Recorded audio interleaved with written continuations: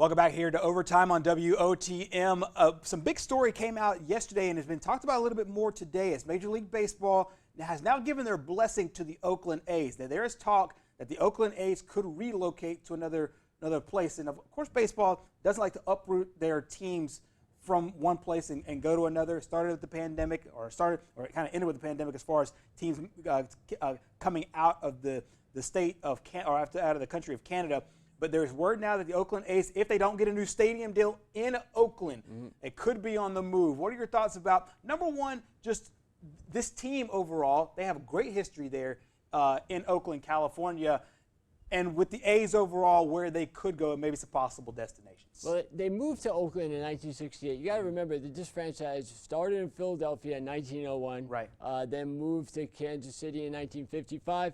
Then moved to Oakland in 1968.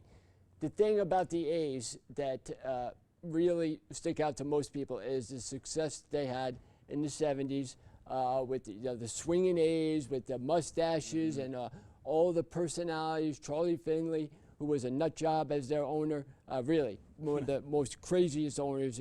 Look him up, read stories about him. But also he was cheap, right, which eventually led to all of these guys wind up being not just traded, but humiliated. He did some really awful things that Major League Baseball ruled against.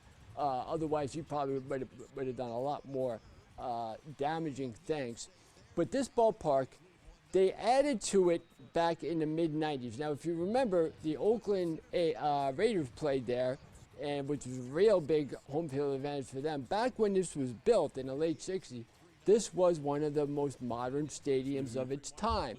And the Raiders played at a place called Frank Ewell Field, which we talked about, which was named after an undertaker, and it was basically an erector set. Right. So that was even worse than this. So when this was built, it was very welcomed by the city of Oakland. The Raiders have success. The A's have success. Both of them dominate their sport in the 70s. The Raiders win Super Bowl 76, 80, and then they won in L.A. in 83. The A's win divisions in 71 and 75. They won a World Series in 72, 73, and 74. So just a great run of success, a three-peat team. The last team to do that other than them, the Yankees did it in 98 to 2000, but it's really not done that much. Yankees are the only other team to do it too in the early 50s. So what the A's accomplished was magnificent. You think of the guys that were on that team: Raleigh Fingers, Joe Rudy, Blue Moon Odom. Vita Blue was just a very, very underrated player. Reggie Jackson. I mean, all Hall of Fame guys. And for the city of Oakland, which Gertrude Stein refers to as there's no there might not be any more sports teams there. Right. Yeah, and that's the next point I want to talk about.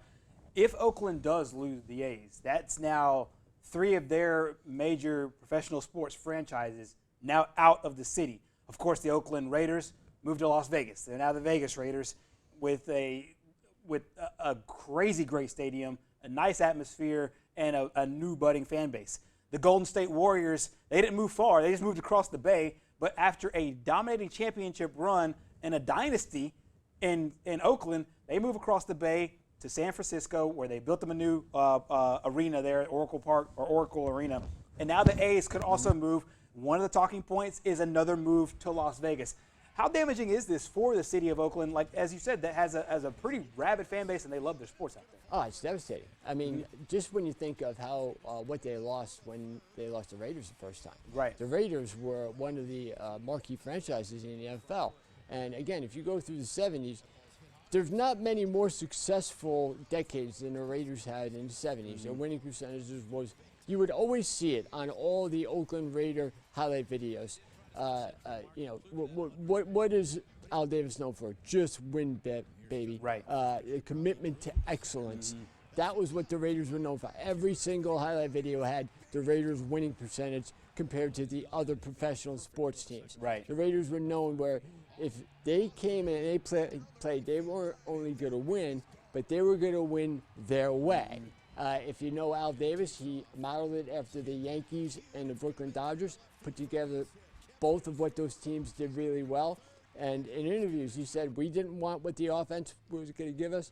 We wanted what we wanted to take. Exactly. We were looking for touchdowns, not first downs, and they wanted to dominate their sport, and they did. So losing the A's as well after losing the Raiders would be absolutely devastating to a very wonderful community and a very wonderful fan base that loves its sports teams. No doubt about it, and we'll see where they go, if they go anywhere. This also could be a play to get a new stadium in Oakland. We'll see what the city of Oakland does with the Oakland A's possibly making a move. Coming up next here on Overtime, we'll close up our week with an interesting talk. Forbes came out with this list of the highest paid athletes. Sports was hit by the pandemic in a lot of different ways. Certain athletes certainly were not. We'll close up shop with that coming up next.